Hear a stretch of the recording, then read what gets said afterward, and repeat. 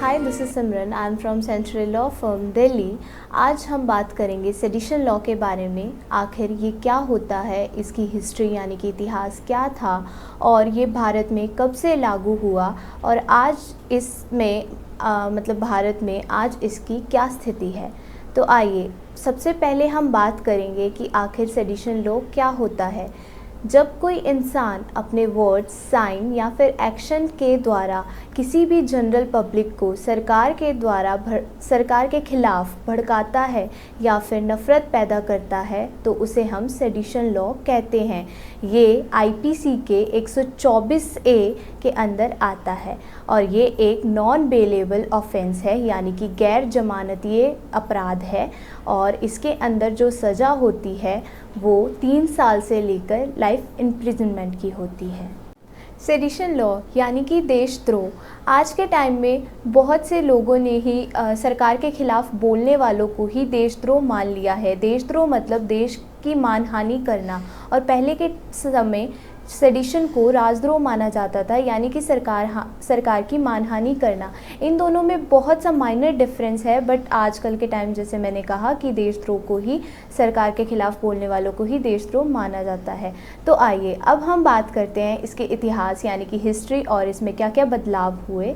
तो अब हम बात करते हैं शुरुआती साल में 1590 की बात है, जब यह सेडिशन लॉ इंग्लैंड में था और उसके बाद धीरे धीरे जब आईपीसी को इंट्रोड्यूस किया गया, यानी कि जब इसको लागू किया गया 1860 की बात है ये, तो उसमें भी सेडिशन लॉ यानी इसकी 124 ए का कहीं वर्णन नहीं किया गया था, यानी कि इस सेक्शन को डाला ही नहीं गया था।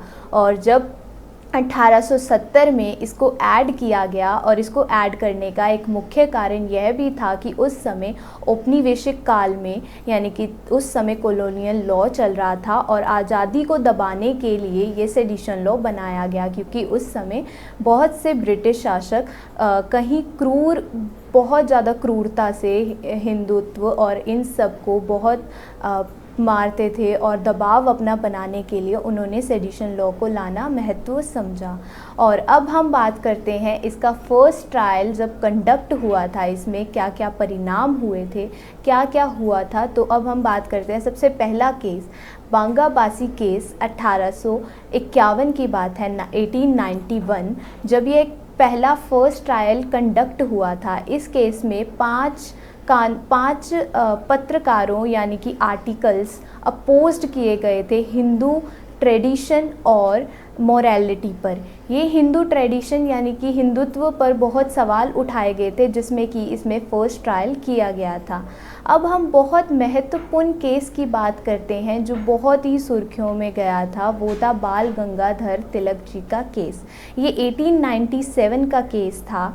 ये बहुत ही महत्वपूर्ण इसलिए माना जाता है क्योंकि बाल गंगाधर तिलक जी एक फ्रीडम फाइटर माने जाते थे और उस समय इनको 18 महीने सेडिशन लॉ के अंदर जेल में रखा गया, क्योंकि इन्होंने डिसअफेक्शन और डिसलॉयल्टी की बात लोगों में फैलाई थी और सरकार के खिलाफ कानूनी तौर पर बहुत ही अपने हिंदुत्व को लेकर आवाज़ उठाई थी।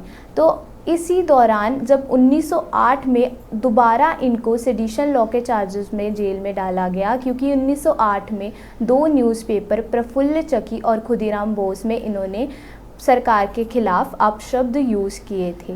तो अब हम बात करते हैं नेक्स्ट केस की, जो कि बहुत ही फेमस केस केदारनाथ केस है versus state of Bihar.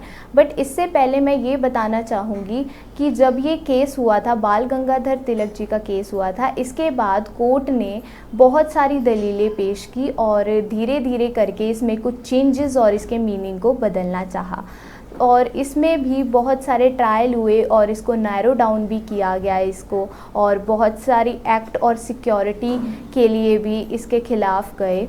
But इसके बाद इंडिया में जब सेडिशन लॉ के केसेस बढ़ने लग गए बहुत ज़्यादा केसेस में, तो उसके बाद कॉन्स्टिट्यूशनल वैलिडिटी के ऊपर सवाल उठाया गया। और ये जो केस था 1962 का Kedarnath versus state of Bihar, ये डिपेंड कॉन्स्टिट्यूशनली वैलिडिटी पर ही था। इसमें भी केदारनाथ ने सरकार के खिलाफ अपशब्द यूज़ किए थे, जिसके ऊपर सेडिशन के चार्जेस लगाए गए थे। और ये सरकार ने ये कहते हुए कह दिया था कि ये कॉन्स्टिट्यूशनली वैलिडिटी पर है, यानी कि कॉन्स्टिट्यूशन में हमें हर चीज़ का अधिकार है। और इसके बाद अब मैं अगले केस की बात करूंगी 2015 की। 2015 का case Shreya single versus union of India का। ये केस बहुत ही इम्पॉर्टेंट था, माना जाता था, क्योंकि इस समय मुंबई में शटडाउन होने के कारण ये एक पॉलिटिकल लीडर की डेथ हुई थी, जिसमें कि मुंबई में शटडाउन हो गया था। और उसके बाद सरकार ने एफबी पर श्रेया सिंगल ने पोस्ट ऑफेंसिव कमेंट करके पोस्ट किया था, जिसमें कि सेडिशन लॉ के चार्जेस इन पर लगाए गए थे। बट सरकार और कोर्ट ने ये भी कहा, कोर्ट ने कहा कि ये तीनों चीज़ें जहाँ पर एडवोकेसी, डिस्कशन और इंसाइटमेंट, ये तीनों चीज़ें आती हों, तो वहाँ सेडिशन का होना ना होना बराबर है। वहाँ इन तीनों चीज़ों के कारण सेडिशन के चार्जेस नहीं लगाए जाएंगे। तो आइए अब हम बात करते हैं सबसे इम्पॉर्टेंट और बहुत ज़्यादा फेमस केस की, 2016 का कन्हैया कुमार का केस। ये सबको ही पता है कि कन्हैया कुमार एक फॉर्मल जेएनयू लीडर थे और उनके ऊपर सेडिशन के चार्जेस ये लगाए गए थे, ये आरोप माना जाता है। और उन्हें जेल डालने का भी कहा था कि क्योंकि उन्होंने सेडिशन यानी कि सरकार के खिलाफ अपशब्द यूज़ किए थे। तो ये आरोप माना जाता है उन पर, क्योंकि उन्होंने अपने स्लोगन में बहुत हिंदुत्व के बारे में बात की थी और उनको और उनके 8 साथियों को जेल डाला गया था।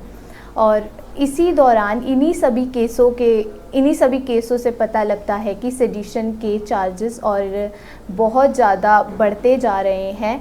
और अगर मैं इंडिया की बात करूं तो 2014 से 19 तक 326 केस फाइल हुए थे, जिनमें से कि 7 से 8 कन्विक्ट माने गए थे। और अगर मैं पिछले 3 सालों की बात करूं तो इनमें से 1 या 2 कन्विक्ट माने गए थे। अब हम बात करते हैं latest judgement of supreme court की। इसमें नई जजमेंट ये आई थी कि इसमें नए केस लेने, यानी कि 124 के ए के अंडर नए केस लेने बंद कर दिए हैं और जितने पुराने केसेस हैं उन पर कानूनी कार्रवाई चलती रहेगी। अब हम बात करते हैं कि जहां एक तरफ हम लोकतांत्रिक देश के नागरिक हैं, यानी कि डेमोक्रेटिक कंट्री के सिटीजन हैं, और उसी तरफ हमारे पास फंडामेंटल राइट है, और पर दूसरी तरफ क्या हमें सरकार की आलोचना यानी कि क्रिटिसाइज़ करने का अधिकार है या नहीं। तो आप लोगों से मेरा यही सवाल है कि क्या आपको लगता है सेडिशन लॉ को आज के टाइम होने की आवश्यकता है या नहीं। Thank you so much for watching this video. Please like, subscribe and comment.